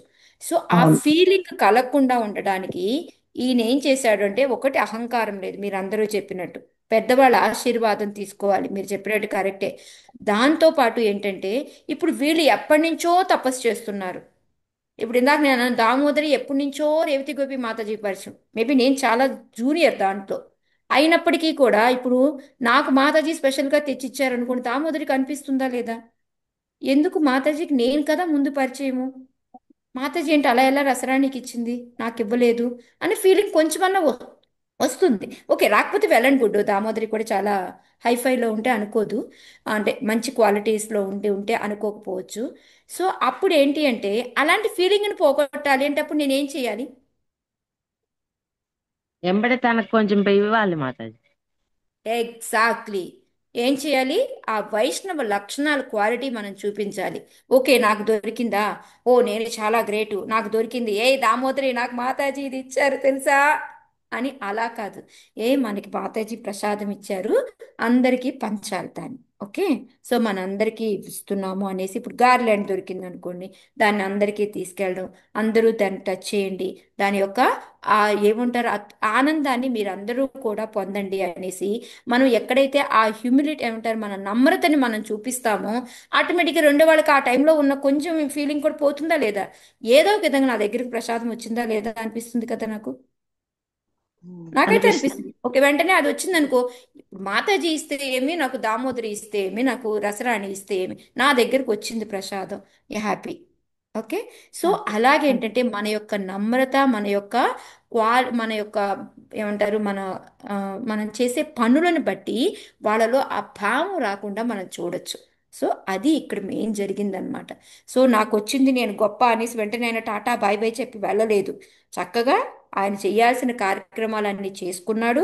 ఆ తర్వాత ఇన్నాళ్ళు నేను మీ అందరితోటి భక్తితోటి మీ అందరితో ఉన్నాను, నేను ఇంక వెళ్తున్నాను, నాకు పర్మిషన్ ఇవ్వండి మిమ్మల్ని వదిలి వెళ్ళడానికి అని చక్కగా వాళ్ళకి నమస్కారం చేసి అంతే. అప్పుడు ఆటోమేటిక్ వాళ్ళకి అనిపిస్తుందా, అయ్యో మేము ఎన్నాళ్ళ నుంచి చేస్తున్నాం, మమ్మల్ని వదిలేసి వెళ్తున్నాడు అనేసి. ఎప్పుడైతే నమస్కారం పెట్టి ఇవన్నీ చేశాడో, అబ్బా ఈ పిల్లోడికి అంత కదా అర్హత వచ్చి వెళ్తున్నాడు, అదే ఇప్పుడు నాకు వచ్చుంటే నేను ఇది చేసి ఉండేదాన్ని మెల్లకుండా వెళ్ళిపోయాడు. సో అందుకని మనం నమ్రత, మనము చేసే పనులను బట్టి మనం ఎంతో మందిని మార్చచ్చు, అలాంటి అసూయ లేకుండా మనం చెయ్యొచ్చు అనమాట. అంటే ఇక్కడ వీళ్ళు నిజంగా అసూయ పరులా అంటే అలా అని కాదు, అటువంటి భావాన్ని కలగకుండా మన యొక్క ప్రవర్తనతోటి వాళ్ళందరినీ కూడా చెయ్యొచ్చు అనమాట. అది ఇక్కడ మనం ఈ శ్లోకా నుంచి మెయిన్గా నేర్చుకోవాల్సిన లెసన్. మీరు అందరూ అన్నట్టు గర్వమే లేదు ఆయనకి, నాకే వచ్చింది అనేసి ఇది కూడా లేకుండా వాళ్ళందరికీ చక్కగా పెట్టి, మీ అందరికన్నా నేను చిన్నవాడిని, మీ ఆశీర్వాదంతోనే నేను వెళ్ళి అక్కడ ఇంకా సుఖంగా ఉండగలుగుతాను.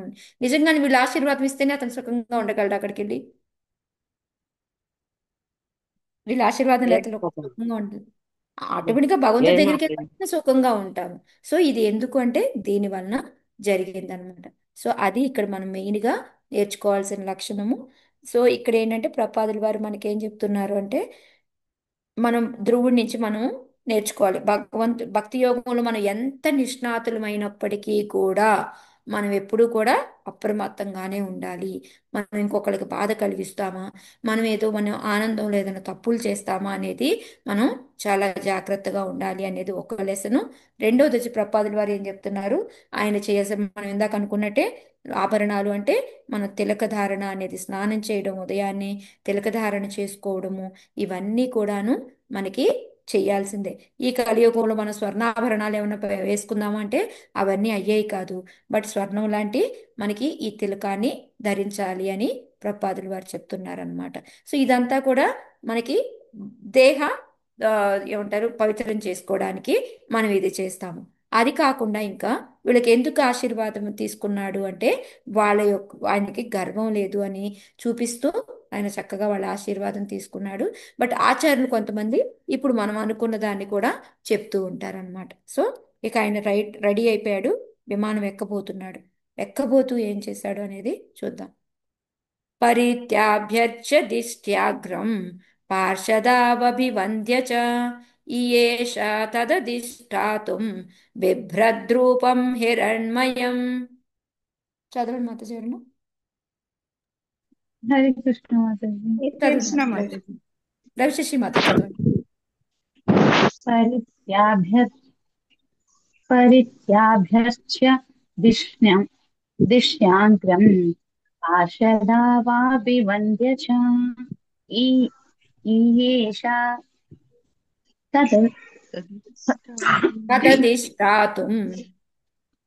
ఈయేష తదధిష్టాతుం బిభ్రద్రూపం హిరణ్మయం. అనువాదం బై జయశ్రీల ప్రభుపాద. విమానమును నదిరోహించుటకు ముందు ధ్రువుడు దానిని అర్చించి ప్రదక్షిణము కావించాను. విష్ణు పార్షదులకు సైతం అతడు వందనము చేసెను. ఇంతలో అతడు కరిగిన బంగారం వలె తేజోవంతుడును దేదీప్యమానుడును అయి ఆ దివ్య విమానమును నదిరోహించ పూర్తిగా సన్నద్ధుడయ్యాను. సో ఏం చేశాడు మాతాజీ ఒకటి, ఇప్పుడు ఈయన బద్రికా ఆశ్రమానికి వెళ్ళాడు కదా మాతాజీ తపస్సు చేసుకోను. అంటే ఇప్పుడు ఈ విమానము ఈ విష్ణు పార్షదుడు అక్కడికే వెళ్ళారు కదా. అవును, అక్కడికే వచ్చారు. అందుకే కదా ఇంకా మహర్షులు చదవలేదు ఉండగానే మాతాజీ అది వచ్చింది. ఓకే. ఓకే. సో ఆయన మొత్తం అన్ని చేసుకొని విమానం ఎక్కడానికని వెళ్ళాడు. కానీ వెళ్ళబోయింది ఏం చేశాడు, విమానానికి కూడా నమస్కారం ప్రదక్షిణ చేశాడు. ఎందుకంటారు? మనం కూడా అది గుడికి వెళ్ళే ముందు తాలూకా కొబ్బరికాయ కొట్టి వెళ్తున్నాం మాతాజీ. గుడికి వెళ్తాం కదా, ఇప్పుడు తిరుపతి పెద్ద తిరుపతి వెళ్లే ముందు ఒక వాహనంలో వెళ్తున్నాం అనుకోండి ఎగ్జాంపుల్ గా, ముందు ఒక కొబ్బరికాయ కొట్టి బయలుదేరి వెళ్తాం. అంత శుభము కరుగాక మీ పాద పద్మములకు చేరుగాక అని. అది ఓకే మాతాజీ. ఇక్కడ విమానం ఏదైతే మనం వెహికల్ బస్సు కూడా కొడతాం మనం. దివ్యమైనది కదా మాతాజీ. మాతాజీ. భగవంతుడే అది స్వయంగా పంపించిండు కదా మాతాజీ. భగవంతుడి వాహనం కదా మాతాజీ, భగవంతుడి తాలూకా వస్తువే కదా, భగవంతుడే. కృష్ణవేణి మాత చెప్పండి. అదే చెప్పిన భగవంతుడే స్వయంగా మీది పంపించిండు వినిపించింది కాబట్టి సన్యాసం మాతాజీ, నాకు మీది వినిపించింది. హరే కృష్ణ మాతాజీ. మాతాజీ ఆయన పాదాలు పెడుతున్నారుగా మాతాజీ, అందుకని మాతాజీ భగవంతుడి యొక్క పాదాలు ధ్రువుడు పాదాలు పెడుతున్నందుకు క్షమించమని ముందుగా ఆయన విమానానికి నమస్కారం చేశాడు అనుకుంటున్నా మాతాజీ. ఓకే, అంటే భూభారం మనం భూమి మీద కాలు పెట్టేటప్పుడు నమస్కారం చేసుకుంటాం, అలా పెట్టాడు అనుకుంటున్నారు మీరు, అంతే కదా? అవును మాతాజీ. ఆయన ప్రయాణం సక్రమంగా జరగాలని చింతన. ఇంకా అంటే ఆల్రెడీ అరే భగవంతుడు పంపించిన దాంట్లో ఇంకా భగవంతుడు సక్రమం అనేది అది ఉంటుందా మాతాజీ? హరే కృష్ణ. హరే కృష్ణ. ఏదైనా ప్రణామం. విమానం కృష్ణవేణి మాత కూడా చెప్పండి. ఏదైనా ఒక పని చేసేటప్పుడు భగవంతుడికి నమస్కరించటం మన పద్ధతి మాతాజీ. ఇక్కడ భగవంతుడికి కాదే, విమానానికి హరే మాతాజీ. కృష్ణ.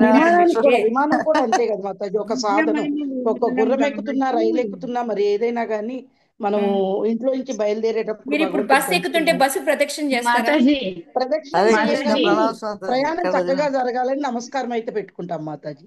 ప్రదక్షిణ మాతాజీ చేశారు మరి ఇక్కడ. హరే కృష్ణ మాతాజీ. అక్కడ ఇచ్చున్నారు మాతాజీ, ఇది అవన్నీ దివ్య ఆధ్యాత్మిక విమానం వస్తువులు కాబట్టి ఆయన మాతాజీ. ప్రదక్షిణ అది చేశారు. ఆధ్యాత్మిక సంబంధించింది మాతాజీ. హరే కృష్ణ. ప్రణామం దివ్య స్వామి. విమానం కాబట్టి థ్యాంక్ యూ. ప్రదక్షిణ చేశారు. Okay, thank you so much Mataji అందరికి. అది ఆధ్యాత్మిక సంబంధించింది ఇప్పుడు కాబట్టి కానీ ఇప్పుడు మనం కానీ తిరుపతిలో మాతాజీ మీరు అన్నారు కదా భగవంతుడి దగ్గరికి వెళ్ళేటప్పుడు కూడా ప్రయాణం సక్రమంగా జరగాలి, లోటుపాట్లు ఉంటాయని నాకు చాలా కాదు ఇది కూడా భగవంతుడే మాతాజీ. యా మాతాజీ, భగవంతుడి యొక్క నామానికి, భగవంతుడి యొక్క వస్తువులకి ఎటువంటి భేదము ఉండదు. ఓకే, అది మెయిన్గా ఇక్కడ మనకి చెప్పాలనుకుంటుంది ఏంటి అంటే, భగవంతుడికి ఇప్పుడు అలాగే చూడండి, మనం భగవంతుడికి ప్రసాదం పెడతాము, ఆ ప్లేట్ని ఎంత జాగ్రత్తగా చూస్తాం, భగవంతుడికి ఆరతి చేస్తాము, ఆ దీపాన్ని ఎంత జాగ్రత్తగా చూసుకుంటాము. అదే మామూలుది ఉందనుకోండి, దాన్ని అంత జాగ్రత్తగా చూస్తామా మనము? ఏంటంటారు తేడా? భగవంతుడు అనేసరికి అలా భగవంతుడికి సంబంధించి అనిపించేస్తుంది మాతాజీ. మాతాజీ, ఎందుకంటే వేరే భగవంతుడికి సంబంధించిన సామాను, భగవంతుడి యొక్క నామానికి ఎటువంటి తేడాను లేదు. ఇంకోటి, భగవంతుడి దగ్గర ఆధ్యాత్మిక లోకంలో అన్నీ కూడా ఎవరి యొక్క రూపము, ఎవరి యొక్క విస్తారము? బలరాముడు మాతాజీ. బలరాముడు విస్తారం మాతాజీ. బలరాముడి యొక్క. సో బలరాముడికి నమస్కారం పెడుతున్నాడు అనుకొని చేసి ఉండొచ్చు. ఇంకోటి, భగవంతుడి యొక్క సామాను అవన్నీ కూడా ఆధ్యాత్మికత చెందినవి కాబట్టి అందుకొని ఆయన నమస్కారం చేశాడు అనేసి మనకి ప్రపాదుల వారు కూడా కింద చెప్తున్నారు. బట్ బలరాముడిది అనేది కొంతమంది లెక్చర్లో చెప్పింది విని నేను మీకు చెప్తున్నాను మాతాజీ. సో ఇది మాత్రం ప్రపాదుల వారు చెప్తుంది ఇక్కడ ఏంటి అంటే, ఆ భగవంతుడికి సంబంధించిన దేనికి కూడా భౌతికత్వం అనేది ఉండదు, భౌతిక కల్మషం అనేది ఉండదు. సో అది ఆటోమేటిక్. ఇప్పుడు మనం బృందావనం వెళ్ళామనుకోండి, కిందకి మొక్కేస్తాం వెంటనే మనం వెళ్ళిపోయి. అదే మనం మళ్ళీ ఇప్పుడు మనం మామూలుగా మన ఊర్లో వెళ్ళామనుకోండి, అక్కడ మొక్కేస్తామా కింద పడిపోయి? లేదు ఎందుకు మొక్కము? ఎందుకంటే భగవంతుడి ప్లేస్ అది. సో భగవంతుడికి సంబంధించింది కాబట్టి మనం ఆటోమేటిక్గా అక్కడ చేస్తాం. మనం గుడిలోకి వెళ్ళి గుడి ముందే దండం పెడతాం, అంతేకాని మన ఇంటికి వెళ్తే మన ఇంటి ముందు పడిపోయిన దండం పెట్టేస్తామా? పెట్టం. ఎందుకంటే అక్కడ భగవంతుడు ఉంటాడు కాబట్టి, భగవంతుడి స్థలం కాబట్టి. దానికి ఇక్కడ అతను కూడా, మనం గుడికి వెళ్తే గుడిలో ప్రదక్షిణ చేస్తాం, ఎందుకు అంటే భగవంతుడు ఉన్న ప్లేస్ కాబట్టి అది చాలా పవిత్రం అని మనం గుడి మనం ఇన్ని 3 ప్రదక్షిణాలని అవి. కానీ మనకి గుడి దేవుడి చుట్టూ తిరుగుతున్నాం అని చెప్తుంటారు. దేవుడు ఉన్న ప్రదేశానికి ఎటువంటి తేడా ఉండదు కాబట్టి మనం ప్రదక్షిణలు చేస్తాము, అదే అన్నమాట. ఓకే, సో ఇంకా తర్వాత భగవంతుడు తెచ్చిన విమానానికే లేదు అంటే ఆయన దగ్గర పనిచేసే వాళ్ళ భక్తులకి ఇంకా విష్ణు పార్షదులు స్వయంగా విష్ణువుతో సమానమే. సో అవి కూడా ఆధ్యాత్మికం కాబట్టి వాళ్ళకు కూడా ఆయన వందనం చేశాడనమాట. సో ఇప్పుడు అతను ఎందుకు అంత తేజవంతుడైపోతున్నాడు, దేదీప్యమానం అయిపోతున్నాడు అని అంటే మీనింగ్ ఏంటి? ఆయనలో భౌతికత్వం అంతా పోయి ఆధ్యాత్మికత అనేది మొదలవుతుంది అనమాట. ఆయనకి ఏదైతే నార్మల్ శరీరం ఉందో అది పోతూ ఉంది. సో అతను మొత్తం రెడీ అయిపోతున్నాడు అనమాట. అందుకని ఆయన కరిగిన బంగారం వల్లే తేజోవంతంగా దేదీప్యమానంగా అయి ఉండి ఇంకా అతను సంసిద్ధుడయ్యాడు అనమాట. అదే ఇక్కడ ప్రపాదుల వారు కూడా మనకి ఏం చెప్తున్నారు, ఫస్ట్ పారాగ్రాఫ్లో అంతా కూడాను మొత్తం మనకి ఈ ఆ భగవంతుడి యొక్క పరివారానికి, భగవంతుడికి వాడే వస్తువులకి, వీటన్నిటికీ కూడా భగవంతుడితో సమానమై ఉంది కాబట్టి ఆయన అందుకే దానికి కూడా స్నానం అదే ప్రదక్షిణ చేశారు అని చెప్పి చెప్తూ ఉన్నారనమాట. ఇంకోటి ఏంటి అంటే, మనకి నిరాకారవాదులు ఎలా అయితే చెప్తారో మిగతావన్నీ కూడా భగవంతుడితో సమానమని, ఆ విధమైన సమానం కాదు ఇది. ఇది వేరు, అది వేరు. అది మాత్రం మనం గుర్తుపెట్టుకోవాలి. ఆధ్యాత్మిక జగత్తు భౌతిక జగత్తు ఒకట అంటే కానే కాదు. భౌతిక జగత్తు టోటల్గా డిఫరెంట్ ఆధ్యాత్మిక జగత్తుకి. కానీ ఇక్కడ వీళ్ళు ఏం చెప్తూ ఉంటారు, అన్నీ ఒకటే అనేసి నిరాకారవాదులు చెప్తూ ఉంటారు. అది కాదు అనేసి మనకి ప్రపాదుల వారు చెప్తున్నారు. అందుకనే మనకి ఆలయంలో గర్భగుడి, దానికి సంబంధించిన వస్తువులు ఇవన్నీ కూడాను మంచిగా మనకి ఆధ్యాత్మికతను కలిగి ఉంటాయి. అలా కాకుండా ఇంకా ఏం చెప్తున్నారంటే ప్రపాదుల వారు, సత్వగుణం ఎక్కడ ఉంటుంది అంటే మనకి ఎక్కువగా అరణ్యవాసంలో ఉంటుంది అనమాట. ఎందుకు అంటే అక్కడ మనకి డిస్టర్బెన్సెస్ అనేవి ఏవి ఉండవు కాబట్టి అక్కడ సత్వగుణం, అరణ్యం అనేది సత్వగుణంలో ఉంటుందని, నగరం అనేది, పట్టణాలు అనేవి మనకి రజోగుణంలో ఉంటాయని, వేశ్యాగృహాలు ఇలాంటివన్నీ కూడాను తమో గుణమని చెప్పబడుతూ ఉందన్నమాట.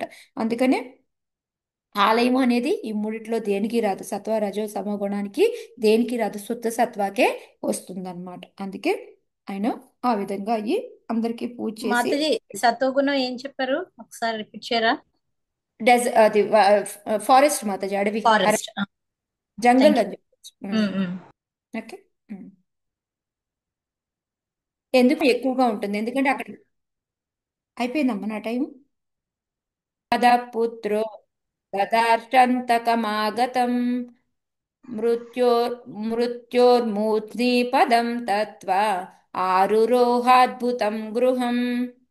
హరే విద్యామాత కృష్ణ చదువుతారా? మాతాజీ చదవాలి వికృష్ణ మాతాజీ. మాత చదవండి. హరే కృష్ణ మాతాజీ. తదోత్థానపదం హా పుత్రో దదర్శనాంతకమాగ సారీ మాతాజీ. తదోత్థానపదహాం పుత్రో దదర్శనాంతకమాగతం దదర్శాంతకమాగతం దదార్శాంతకమాగతం మృత్యోర్ముద్నీన పదం దత్వా ఆరోరుహద్భుతం గృహం. ఆ దివ్య విమానము నదరోహించుచుండగా మూర్తీభవించిన మృత్యువు తనను సమీపించుటను ధ్రువుడు కాంచెను. ఆయనను మృత్యువును లక్ష్య పెట్టక అతడు దాని శిరముపై పాదములను మోపి పెద్ద గృహము వలెనున్న విమానము నద్రోహించును. హరే కృష్ణ మాతాజీ. ప్రణామ. థ్యాంక్ యూ మాతాజీ. సో ఇక్కడ ఏం చెప్తున్నారు? సో ఇప్పుడు ఆయన దేదీప్యమానం అయిపోయింది ఆయన శరీరం అంతా కూడా. సో అతను ఎప్పుడైతే ఆ విమానాన్ని ఎక్కబోతూ ఉన్నాడు, ఆ విమానం ఎలా ఉందని చెప్తున్నారు? పెద్ద గృహం లాగా ఉంది అని చెప్తున్నారు అనమాట. సో ఇలాగే మనం సేమ్ ఒక విమానం పెద్ద గృహం లాగా ఉంది. ఎక్కడ విన్నాం మనం? దేవహూతి కర్దముని. ఎగ్జాక్ట్లీ. అక్కడ కూడా దాంట్లో ఏమేమి ఉన్నాయి? కొలర్లు ఉన్నాయి, సరస్సులు ఉన్నాయి, ఉద్యానవనాలు ఉన్నాయి, ఇవన్నీ ఉన్నాయి అన్నమాట. కానీ అలాంటిది ఇది కూడా పెద్ద గృహం వలె ఉంది ఆ విమానాన్ని ఆయన ఎక్కబోతూ ఉంటే. సో ఆటోమేటిక్గా మనం ఆధ్యాత్మలోకం వెళ్తున్నాం అంటే మీనింగ్ ఏంటి మనకి? మృత్యు వచ్చినట్టే కదా. మృత్యు వచ్చినట్టే. సో ఇప్పుడు ఆ మృత్యు వస్తే భక్తులు భయపడతారా, ఆనందపడతారా? భక్తులు ఆనందపడతారు. యా, అదే ఇక్కడ ప్రపాదుల వారు ఫస్ట్ పారాగ్రాఫ్ అంతా కూడాను మనకి ఏం చెప్తున్నారంటే ఈ మృత్యువు అనేది భక్తులకి ఎలా ఉంటుంది, మనకి అభక్తులైన వాళ్ళు నార్మల్ వాళ్ళకి ఎలా ఉంటుంది అనేది చెప్తున్నారు. దానికి ఎగ్జాంపుల్ ఏమి ఇచ్చారు? పిల్లికి కనుక నోటంట మనకి ఒక్కోసారి ఖర్చుకొని ఎలకని తీసుకెళ్తుంటుంది, పిల్లల్ని పట్టుకొని వెళ్తుంది. కానీ ఎవరు భయపడతారు, ఎవరు భయపడరు? రెండు నోటికి ఖర్చుకొనే పోతుంది. ఎలక భయపడుతుంది, పిల్లి పిల్ల భయపడుతుంది. ఎలక దాని ప్రాణం కోసం అయిపోయింది, నా ప్రాణం పోయింది, నన్ను తినేస్తుంది ఇది అని భయపడుతుంది. పిల్లలు ఎందుకు భయపడవు? తల్లి దగ్గర ధైర్యంగా సేఫ్ గా ఇంకో చోటకి తీసుకెళ్ళి నన్ను పెట్టడానికి తీసుకెళ్తుంది అని తెలుసు దానికి, అందుకని భయపడదు అనమాట. సేమ్ అదే విధంగా ఇక్కడ భక్తులకి ఏంటి అంటే భగవంతుడు ఇక్కడి నుంచి నన్ను ఎక్కడికో ఎక్కడికెక్కడికో తీసుకెళ్తున్నాడు అని వాళ్ళు ఎప్పుడూ కూడా భయపడరు మృత్యువు అంటే.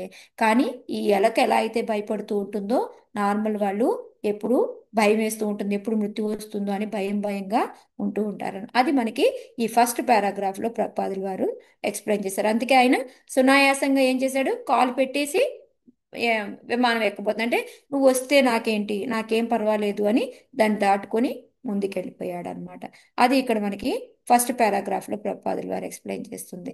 సో నెక్స్ట్ పారాగ్రాఫ్లో ఏంటి అంటే మనకి విమానం అనేది గృహంలాగా పెద్దది ఉంది. సో ఇందాక మాతాజీ చెప్పినట్టు ఇలాంటిది మనకి ఇప్పుడున్న శాస్త్రవేత్తలు వీళ్ళందరూ కూడాను బిల్డ్ చేయగలరా అంటే మనకి ఒకవేళ పెద్ద విమానాలు అంటే మనకి ఇప్పుడు ఎమిరేట్స్లో ఉంటుంది 777 అని, 380 అని, పైన కింద కూడా ఉండి. సో ఇప్పుడు అంత పెద్ద ఫ్లైట్ ఉందనుకోండి, దాని నిండా కిక్కిరిసి జనం ఎక్కుతారు తప్ప దాంట్లో ఈ ఉద్యానవనాలు ఇలాంటివిలాగా గొప్పగా ఉండదు అని చెప్పేసి మళ్ళీ ఇందాక మాతాజీ చెప్పినట్టు దేవహూతి కర్దముని ఎలా అయితే దేవహూతి కోసం నిర్మించాడో ఆ విధంగా ఉంటది. దానికి దీనికి చాలా తేడా ఉంది.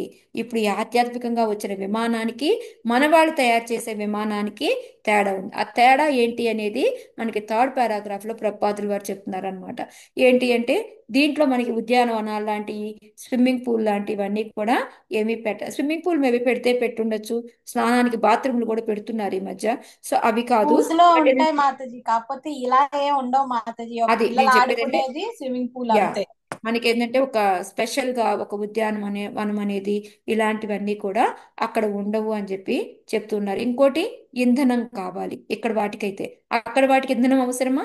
ఆధ్యాత్మికంలో ఉన్న వాటికి అవి వాటంతటవే ఎగరగలుగుతాయి. ఇక్కడ విమానం కనుక కావాల్సినంత పెట్రోల్ ఇంధనం మనం పోయలేదనుకోండి, అది ఎగరలేదు, కూలబడిపోయి పడిపోతుంది అనమాట. సో ఇవి మంత్రం డిఫరెన్సెస్. చదువుతారేమో మాతాజీ, మంత్రం ఏమన్నా చదువుతారేమో. మంత్రం ఏమైనా ఓకే చదువుతారేమో. యూనిట్స్ మాతాజీ. సో ఏంటి అంటే ఇంధనం అవసరం లేదు, అది మెయిన్ తేడా ఏంటి అనేది మనకి ప్రపాదుల వారు ఈ భౌతికంగా ఉండే విమానానికి మనం అనుకునే దానికి ఇప్పుడు ఆధ్యాత్మికంగా వచ్చిన దానికి డిఫరెన్స్ ఎంత ఉంది అంటే మనకి చెప్తున్నారు. ఒకటి సరస్సులు, ఉద్యానవనాలు, తోటలు. ఎందుకంటే సరస్సులు లాంటివి ఇవి ఉంటే చిన్న చిన్న స్విమ్మింగ్ పూల్ ఉంటుంది కానీ నిజంగా నిజంగా పారుతా ఉండే సరస్సు ఉండడం అనేది కష్టం, అది బిల్డ్ చేయలేరు కదా. సో అదొకటి అనమాట. ఇంకోటి ఏంటి అంటే మనం వెళ్తూ ఉన్నప్పుడు రకరకాల లోకాలను చూస్తూ ఉంటాము. దీంట్లో వెళ్తూ ఉంటే మనం లోకాలు చూడగలమా? ఈ విమానంలో వెళ్తూ ఉంటే మేఘాలు తప్ప ఏమీ కనపడవు మనకి. ఎప్పుడో ఫ్లైట్ దిగబోయేటప్పుడు మాత్రం ఆ ఊరు కనిపించింది, అంతకుమించి ఇంకేమైనా కనిపిస్తుందా మనకి? హైదరాబాద్ దిగుతున్నామంటే హైదరాబాద్ దగ్గరికి వచ్చినప్పుడు హైదరాబాద్ అలా కూడా మనం ఏమి గుర్తుపట్టి చూసేలాగా ఉండదు. కానీ ఈ విమానంలో వెళ్తూ ఉంటే మనం అన్ని లోకాలని దాటుకుంటూ చక్కగా కూడా వెళ్ళొచ్చు అనమాట. ఇంకోటి ఇంధనం అవసరం లేదు. ఈ మూడు ఎగ్జాంపుల్స్ ప్రభుపాదుల వారు మనకు చెప్తున్నారు. ఈ మూడు డిఫరెన్సెస్ ఉంటాయి భౌతిక దానికి ఆధ్యాత్మిక దానికి అని చెప్పి చెప్తూ ఉన్నారనమాట. తదా తదా దుందభయో నేదుర్ మృదంగాపణవాదయః గంధర్వముఖ్యా ప్రజగుః పేతుః కుసుమవృష్టయః. చదవండి మాత. హరే హరే కృష్ణ. స్వర్ణమాత చదవండి. హరే తదా దుందుభయోన్నేదు మృదంగపనవాదయః గంధర్వముఖ్యాః ప్రజగు పేతుః కుసుమపృష్టయః. ఆ సమయమున ఆకాశమున మృదంగములు, దుందువులు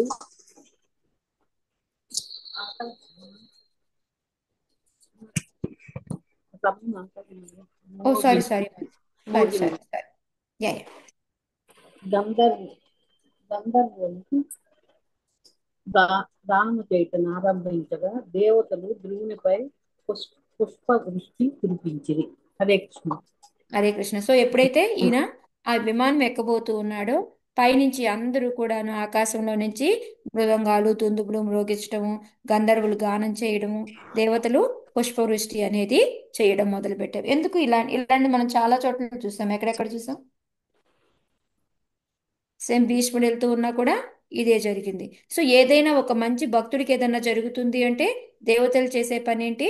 ఆనందంతో వాళ్ళు పుష్పవృష్టి అనేది కురిపిస్తారనమాట. సత్య స్వాగతం స్వాగతం చెప్తున్నారు. ఎస్, స్వాగతం అని చెప్పలేము, అది వాళ్ళ లోకానికి రావట్లేదు కదా. అంటే వాళ్ళు ఆయన భక్తికి మెచ్చి వాళ్ళ ఆనందంతో చెప్తున్నారనమాట. సచ స్వర్లోకమారోక్షన్ సునీతిం జననీం ధ్రువః అన్వస్మరదంగం హిత్వా దీనాం యాస్యే త్రివిష్టపం. ఫాస్ట్ కృష్ణ మాతాజీ. మాతాజీ యా చదవచ్చు. చదవండి చదవండి. సచ స్వర్లోకమారోక్ష్యన్ సునీతిం జననీం ధ్రువః అన్వస్మరదగం హిత్వా దీనాం యాస్యే త్రివిష్టపం. దివ్య విమానమునందు ఆసీనుడైన ధ్రువుడు అది కదలబోనంతలో దీనురాలకు తన తల్లి సునీతిని తలచెను. ఆ దీనయ్య ఆమెను వదిలి నేనొక్కడినే వైకుంఠలోకమునకు ఎట్లేగలను అని అతడు భావించను. హరే కృష్ణ. థ్యాంక్ హరే కృష్ణ మాతాజీ. సో ఇక్కడ ఏంటంటే ఎప్పుడైతే ఆ విమానం వచ్చిందో ఆయన ఎక్కి లోపలికి వెళ్ళబోతున్నాడు, వెంటనే అతనికి ఎవరు గుర్తొచ్చారు? తన తల్లి గుర్తొచ్చిందనమాట. వెంటనే ఆయన ఏం చేశాడు? నా తల్లి లేకుండా నేను ఒక్కడనే వెళ్ళి ఎలాగ ఎంజాయ్ చేస్తాను అనేసి అతను భావించి ఎక్కడం ఆపేసి ఆగిపోయాడు అనమాట. ఇలా స్టెప్ పైకి ఎత్తినవాడు అక్కడే ఆగిపోయాడు అనమాట. సో ఇక్కడ దానికి ప్రపాదుల వారు మనకి ఎక్స్ప్లెయిన్ చేస్తూ ఉన్నారు. సో దీన్ని రేపు డిస్కషన్ చేసుకుందాము కొంచెంసేపు, ఎందుకంటే ఇది చాలా ఇంపార్టెంట్ శ్లోక మనకి. దీని మెయిన్గా ప్రపాదులు పద ప్రదర్శక గురువు అంటే మనకి తొలిగా శిక్షా గురువులు అనే వాళ్ళు ఉంటారు. వాళ్ళ ద్వారానే మనము భక్తిలోకి ముందుకు రాగలుగుతాము. కానీ ఎక్కువగా మనం ఏం చేస్తూ ఉంటాము అంటే మనం దీక్షా గురువుకి ఇచ్చినంత రెస్పెక్ట్ శిక్షా గురువుకి ఇవ్వము. కానీ ఇక్కడ మనకి ధ్రువుడి ద్వారా నేర్చుకోవాల్సిన విషయం ఏంటి అంటే యాక్చువల్గా చెప్పాలంటే ఏమన్నా సునీతి ఏం చేసింది మాతాజీ? ఏమన్నా ఎక్కువ చేసిందామా సునీతి? ఏం చెప్పింది? భగవంతుడి అడవికి దగ్గరికి వెళ్ళు, వెళ్ళి అడగమన్నారు భగవంతుడు మాతాజీ. నీకు ప్రత్యక్షమయ్యి నీకు కావాల్సింది ఇస్తాడు అంది. అడవికి వెళ్ళు అని చెప్పింది. అక్కడ ఎవరో ఒకరు నీకు కలిసి నీకు చెప్తే నువ్వు తపస్సు చేసుకుంటే అది అవుతుంది అని. కానీ ఇక్కడ ఎక్కువ చెప్పింది ఎవరు? నువ్వు ఎలా చేసుకోవాలి, ఏం చేసుకోవాలి అని చెప్పింది ఎవరు? నారద మహర్షి మాతాజీ. నారద మహర్షి. ఇప్పుడు ఇందులో వీళ్ళిద్దరిలో ఎవరు ఎక్కువ అంటారు? నారదుడు కూడా ఎక్కువ. నారదుడు మంత్రం కూడా ఇచ్చాడు కదా మాతాజీ. గురువు అంటే ఇప్పుడు వీళ్ళిద్దరిలో ఎవరు ఎక్కువ? తల్లి ఎక్కువ, నారదులు ఎక్కువ? నారదుడు మంత్రం కూడా ఇచ్చాడు కదా మాతాజీ, తనే ఎక్కువ. ఓకే, అసలు ఇప్పుడు తల్లి చెప్పకపోతే, తల్లి చెప్పలేదు అనుకోండి జయశ్రీ మాతాజీ, అసలు వెళ్ళేవాడా? కాదు లేదు. మాతాజీ. సో అప్పుడు అసలు ధ్రువుడు నారదుని మార్గదర్శకం చేసింది, కలవగలిగేవాడా? మార్గం చూపించింది తల్లే. మార్గం చూపెట్టిన తల్లే కాబట్టి తల్లి ఎక్కువ అన్నమాట. మొదటే తల్లి చెప్పింది కదా మాతాజీ. సరే, తల్లి చెప్పి అరణ్యానికి వెళ్ళాడు, ఎవరు కనపడలేదు, నారదుల వారు రాలేదనుకోండి, మరి అప్పుడు చేయలేడు, ఇది జరగదు ఇంకా. భగవంతుడే ఏదైనా పంపించింది కదా మాతృదేవో భవ మాతాజీ. అంటారు కదా మాతాజీ, ఏదైనా తల్లి గొప్పది కదా. నేను ఎన్ని తిప్పి తిప్పి క్వశ్చన్లు అడిగినా మనకి ఫస్ట్ భగవంతుడు సెంటర్ వాళ్ళు పాయింట్ లేకపోతే, భగవంతుడు మాతాజీ. మనకి మార్గం చూపించిన వాళ్ళు లేకపోతే మనకి మనకి నెక్స్ట్ అనేది జరగదు. కాబట్టి మనకి ఎవరైతే మార్గం చూపించారో వాళ్ళని మనం లైఫ్ లాంగ్ గుర్తుపెట్టుకోవాలి. దీక్షా గురువుని వదిలేయాలి అని చెప్పట్లేదు. దీక్షా గురువు మీద విశ్వాసం పెంచుకోండి, తప్పు లేదు. నమ్మకం పెంచుకోండి, తప్పు లేదు. కానీ ఎప్పుడూ కూడా మనల్ని ఎవరైతే ఈ ఉద్యమంలోకి తీసుకొస్తారో, భక్తికి ముందు నాటు అనేది వేస్తారు, విత్తనం అనేది నాటుతారో, వాళ్ళని మనము మర్చిపోకూడదు. అది మనం గుర్తుపెట్టుకోవాలన్నమాట ఈ శ్లోకా నుంచి. ఇంకా చాలా పాయింట్స్ ఉన్నాయి. సో రేపు చర్చించుకుందాం కొంచెం వివరంగా. హరే కృష్ణ. యాక్చువల్లీ వాళ్ళు 35 శ్లోకాలు నా టార్గెట్. సారీ దామోదరి, నీకు